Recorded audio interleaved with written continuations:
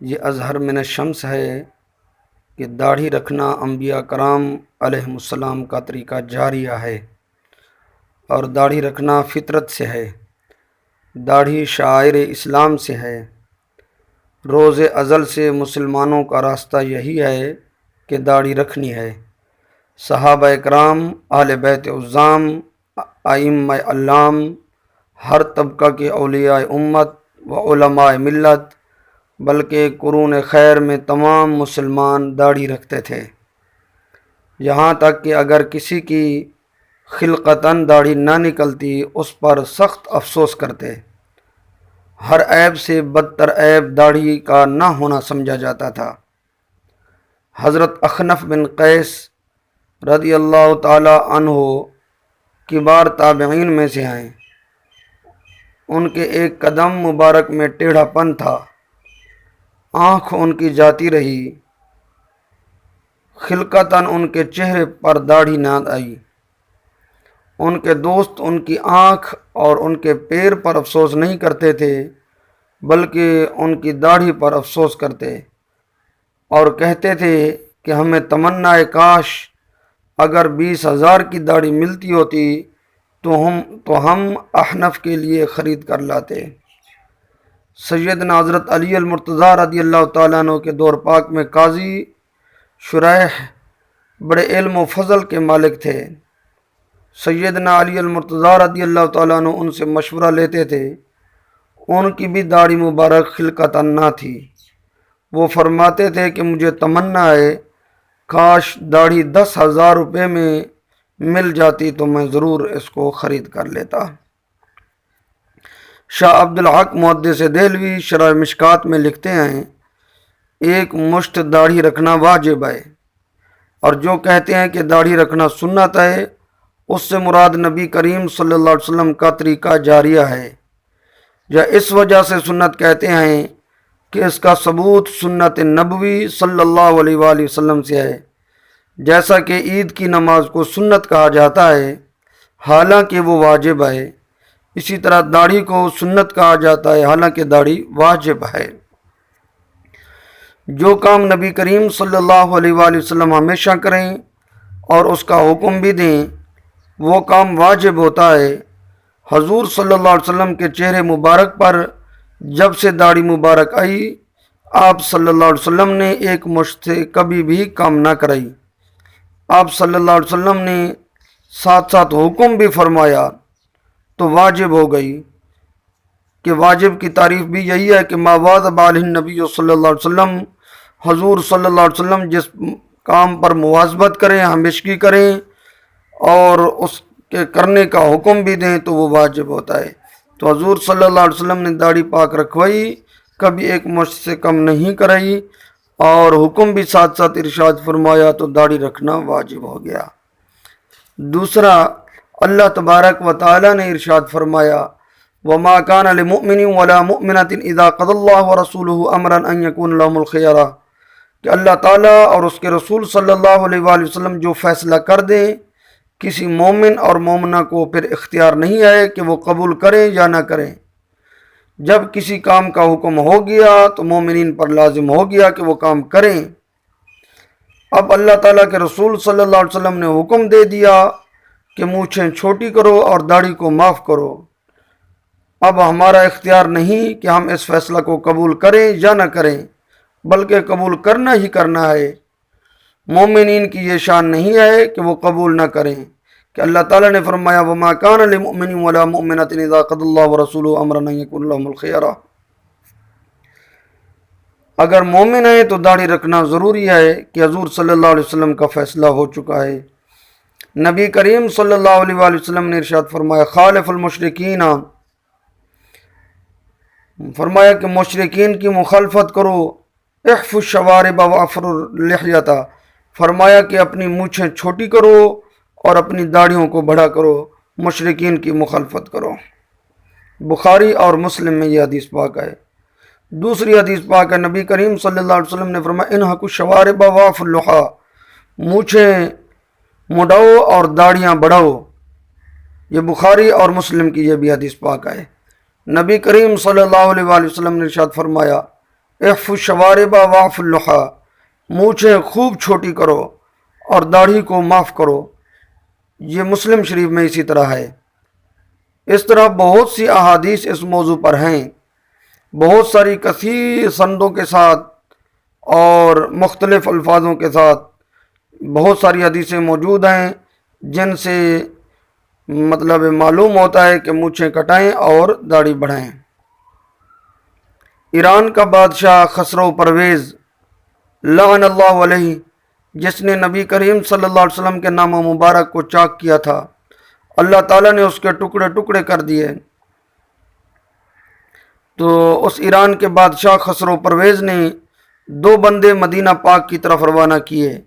جب یہ دونوں نبی کریم صلی اللہ علیہ وآلہ وسلم کی بارگاہ میں حاضر ہوئے، داڑیاں منڈائے ہوئے اور مونچھیں بڑھائے ہوئے تھے، فَكَرِهَ النَّظْرُ إِلَيْهِمَا، نبی کریم صلی اللہ علیہ وسلم نے ان کی طرف دیکھنے کو ناپسند فرمایا اور فرمایا وَيْلَكُمَا مَنْ أَمَرَكُمَا بِهَذَا، فرمایا افسوس، یہ تمہیں کس نے حکم دیا ہے کہ داڑھی کٹوائیں؟ انہوں نے کہا کہ ہمارے رب کسرا نے۔ نبی کریم صلی اللہ علیہ وسلم نے فرمایا مگر میرے رب نے مجھے داڑھی بڑھانے اور مونچھیں پست کرانے کا حکم دیا ہے۔ اے داڑھی منڈے مسلمانوں، یاد رکھو نبی کریم صلی اللہ علیہ وسلم نے ان کی طرف جو داڑھی منڈے تھے نظر کرنا ناپسند کیا، ان کی طرف نظر کرنا مکروہ سمجھا، حالانکہ اس وقت وہ مسلمان نہ تھے، نہ اسلام سے واقف تھے۔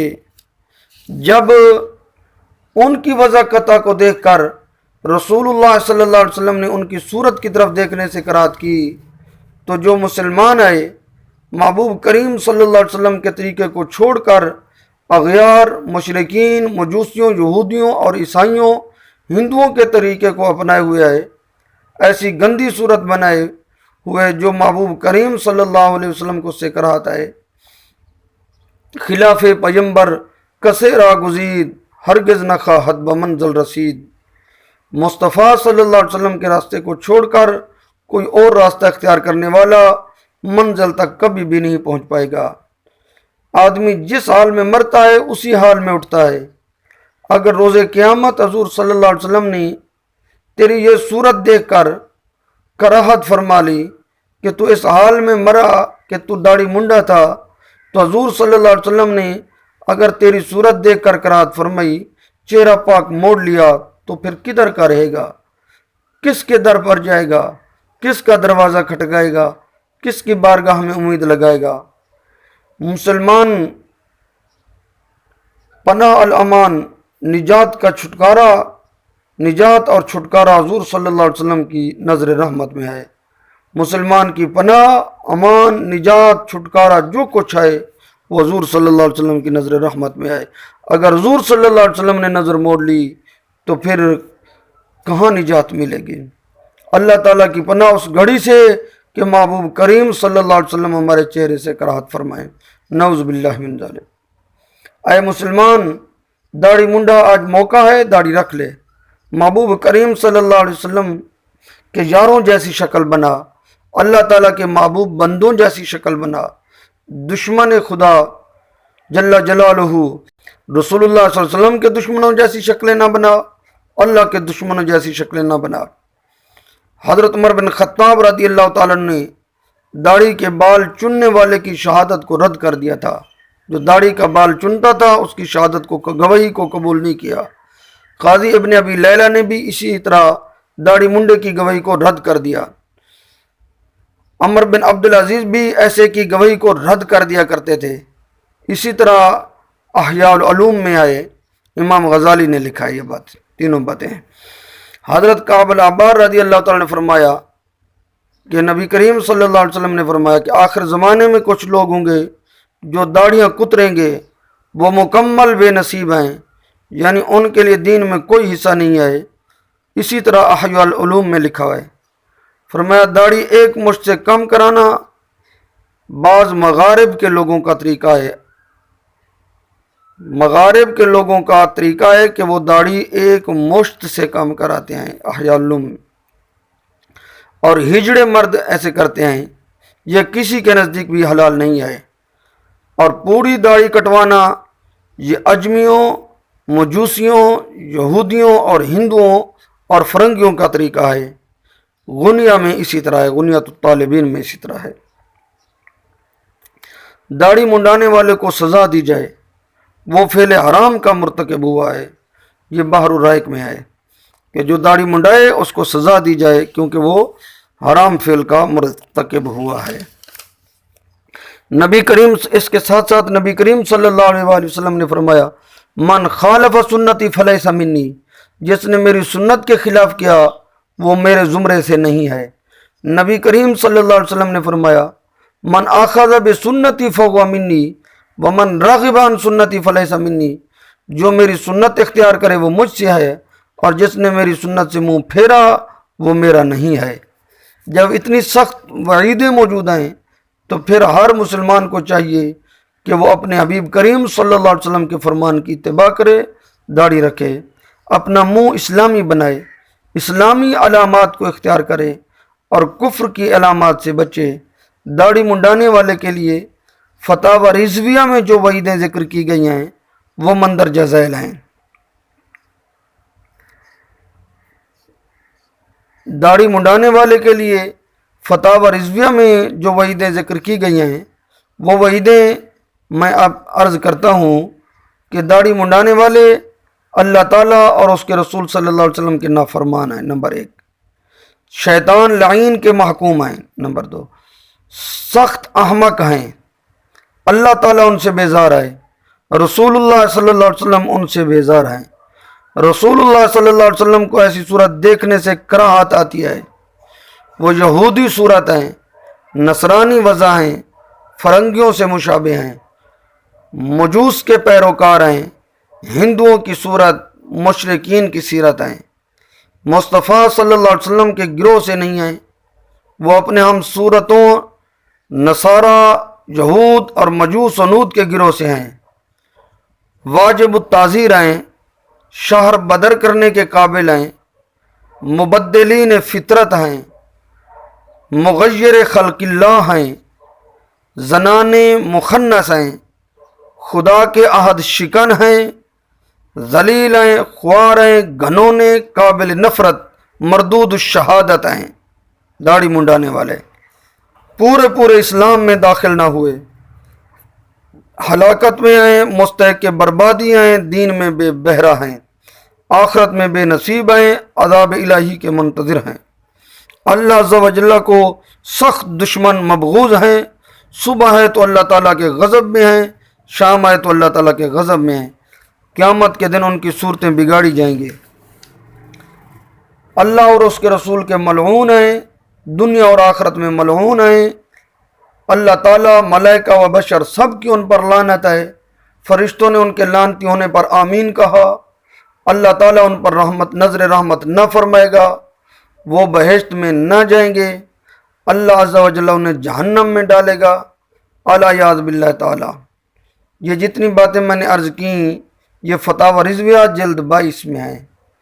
یہ مسجع جملے نہیں بلکہ قرآن پاک، آیات اور احادیث مبارکہ اور ائمہ علماء کرام کے اقوال کا نچوڑ اور خلاصہ ہیں۔ ہر جملہ پر حدیث پاک یا قرآنی آیات موجود ہے۔